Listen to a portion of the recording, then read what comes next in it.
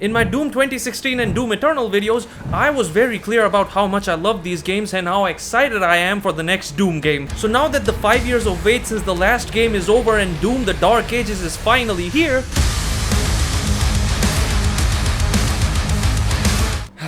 it's not doing well. Let's start at the beginning. The story of Doom the Dark Ages takes place many years before the events of Doom 2016. The Slayer is currently under the control of the makers because they got their snow bunny magic. The plot follows him trying to break out of this control while also helping humans face the armies of hell commanded by Prince Azarak. Now I know most people don't play these Doom games for the story, but this is easily the best story out of all these games. It is much more easily digestible and also told in a much better way instead of having to do a bunch of reading like a fucking nerd. The cutscenes are great, there are not interruptions but much needed breaks. The side characters are also featured a bit more prominently and it is just fun to see them interact with Doomguy. If he ever gets control of it, that much power in Hell's hands, none of us would survive.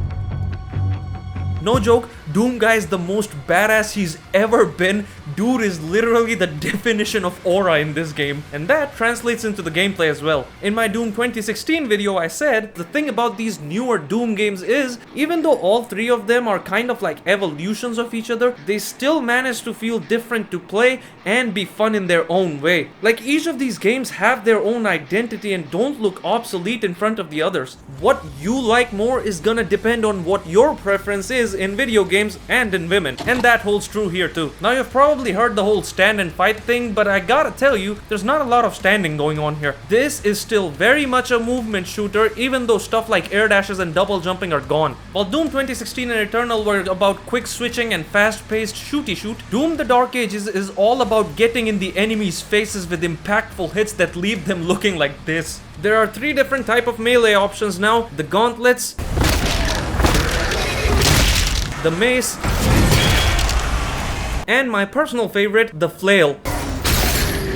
In Doom the Dark Ages, Doomguy genuinely feels the strongest he's ever felt. Dude is a tank. A gaming tank, if I may. When you fall from somewhere, demons get obliterated just from the force of Doomguy landing. The sound design of this game is just fantastic and a big reason why the game feels so good to play. Also, this is legit the best that weapons have ever felt in this series. There's just this kick to them and this sense of impact is badonkers. The BFG is now the BFC. Won't let me be, or let me be me, so let me see. New weapons like the Chain Shot and Skull Crusher are also amazing. Seriously, I hope whoever came up with these designs got a raise. The biggest addition to Doomguy's arsenal is the Shield Saw, which turns him into Captain Demon Hater.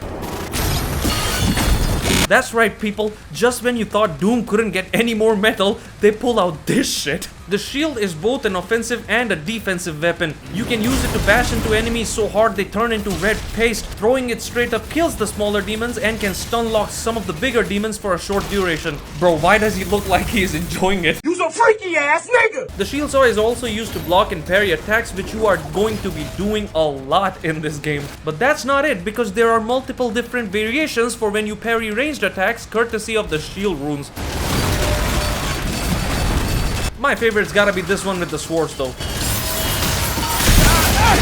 The weapon mod system is gone and has now been replaced with the weapon class system. I'm pretty sure if this game was made in India, it would have had a caste system as well. Basically, instead of equipping mods to your weapons which change their secondary fire, now most weapons themselves transform and give you a different primary fire. All these can also be improved as you progress, which brings me to the upgrade system, which is completely different from the other 2 games. Now you actually have to pick up currencies instead of skill points and use these altars for upgrades, which I don't know how to feel about, just like light-skinned dudes saying the N-word. What I definitely enjoy are the upgrades themselves. I absolutely hate it when games just pile on useless checkboxes to give the illusion of progress, so thankfully, The upgrades here are meaningful and there are just the right amount of them like the previous games. The difficulty settings are also the best I've seen in quite some time in a game, and there is even an option to change game speed. I mostly played at 120% game speed to keep this review fair and as close to the original experience as possible, but there is also an option to increase it to 150%, which basically puts the game on crack cocaine.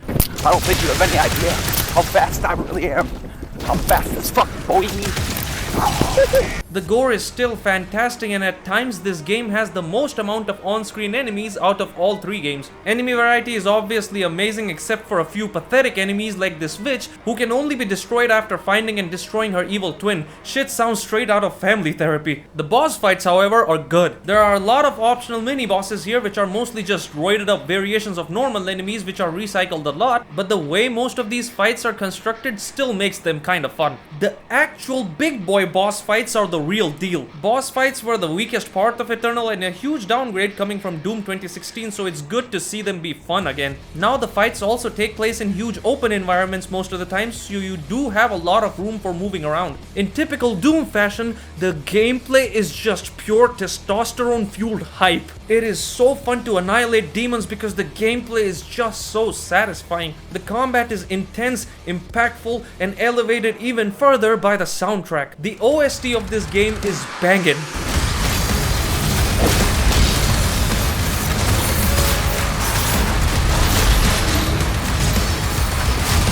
But I have to be honest here, it is the weakest out of all three games. The absence of Mick Gordon is felt in every moment of this game. That man literally changed metal forever and made one of the best soundtracks of all time, which I still listen to when I have to lift heavy ass things like Your Mother. The soundtrack is just nowhere near as memorable, and I don't think I'll ever go out of my way to listen to it outside of this game. That brings us to more problems with the game. Sometimes Doom: The Dark Ages just turns into a mindless shitfest with no cohesion whatsoever. At times, all you do in this game is just parry your ass off. In a YouTube video, the devs mentioned that they're thinking of adding the option to adjust slow motion effects when parrying, so at least we can hope for that to be fixed. But nah man, this just happens very often and it kills the pacing. I also realized that removing 99% of the glory kills and replacing them with these finishers was a stupid fucking move, since the reason they gave for it was that it would ruin the pacing and slow down the game too much, but in reality, what you have implemented in place of that system takes the same amount of time, if not more, slows the game, and doesn't even look cool while doing it. The power-ups are also a huge downgrade. Wait, no, scratch that. They have basically been removed from the game. The only power-up you get is the Berserk power-up in very late game, and it's not even the real Berserk power where Doom Guy stops holding back and starts ripping motherfuckers in half with his bare hands.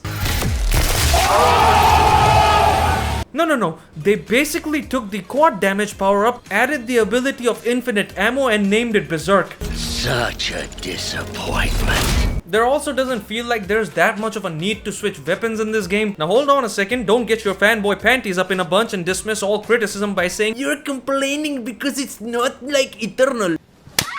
Shut the fuck up. I'm not asking for quick switch. I know this is a different type of game. I'm just asking for a reason to switch weapons at all. Sure, using the Skull Crusher in some areas is fun, but then what? In the latter half of the game, once you have upgraded them, there's only 3 weapons that are worth using, and that is the Super Shotgun, Reaper, and Chain Shot. You can just stick to either one of these weapons and forget that the other weapons even exist. Exploration still plays a huge role, and I appreciate the addition of optional mini-bosses like I mentioned before, but they just took away too much from us. The puzzles are mid, there is no platforming whatsoever, and they even removed cheat codes, man. Oh, come on! The dragon segments, or the dragon segments as I like to call them, are absolutely terrible. Sure, there are a couple of good executions here and there, but overall, they are just unfun, busy work bullshit. Couple that with the fact that the levels with bigger areas also feel much less focused. There's a sense of artificial game lengthening here, which I didn't get with the last 2 games. The mech sections also feel very gimmicky, where you basically just dodge and spam attacks that feel like they do no damage whatsoever. But when you get a weapon, it's a completely different story. Like, this is the kind of shit I live for.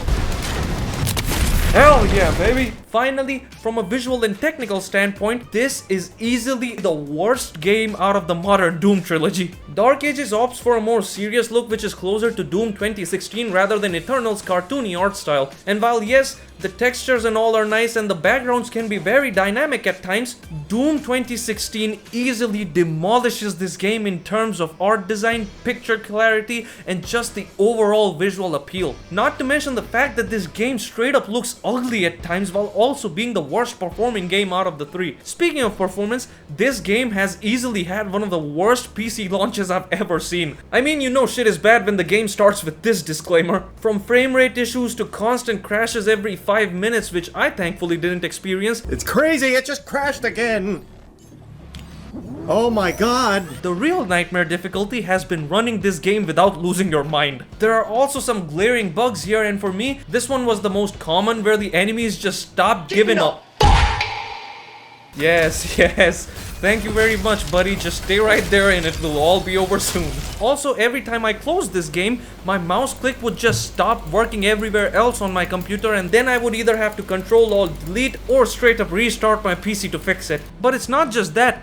Doom: The Dark Ages also implements some of the worst, most hated tactics in modern gaming. It has Denuvo, which is literally the spawn of devil for PC game performance. It also only has ray tracing for lighting and reflection systems. Why, you may ask? Well, that's because ray tracing is easier to implement compared to a pre-baked lighting system that runs better on more hardware but requires actual talent, effort, and giving a shit. This game is sponsored by Nvidia, people. Of course, these greedy, evil, disingenuous fucks are gonna try to force this shit on you. I mean, they gotta sell you fake frames somehow. Look guys, our game is already a blurry mess because we use TAA like every other talentless, lazy modern game development team, but now that we have forced ray tracing on the user, they will be forced to use DLSS as well, which makes the image even more blurry and also introduces ghosting alongside the pre-existing noise from ray tracing itself. Those big reviewers won't tell you this because they don't want to lose access to early copies and graphics cards, and dumb on Reddit will still defend it because dick riding is what they do best. It makes it easy for the devs.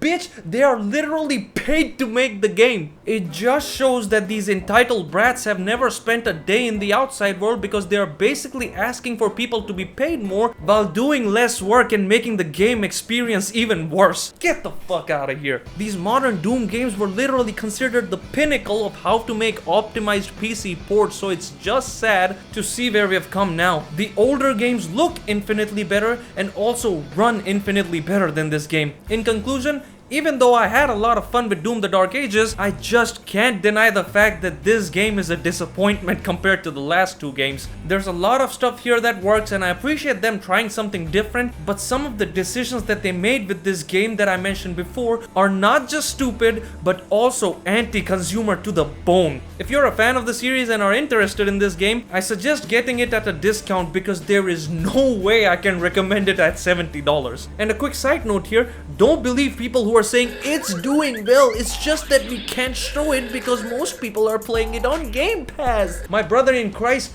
Expedition 33 launched day one on Game Pass as well and has went on to sell 3.3 million units in 33 days. Here's my video on that masterpiece of a game which you'll definitely enjoy, so I suggest checking it out. As always, thank you so much for watching, like, share, subscribe, and I'll see you next time.